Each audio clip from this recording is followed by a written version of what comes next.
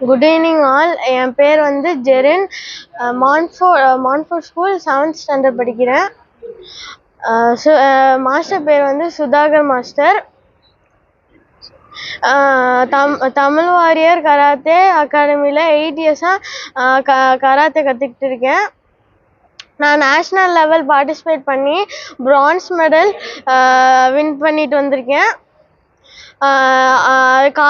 காரணமாக சுதாகர் மாஸ்டருக்கு நன்றி. மான்ஃபோர்ட் ஸ்கூல் ஃபேமிலி பேரண்ட்ஸ் எல்லாருக்கும் நன்றி.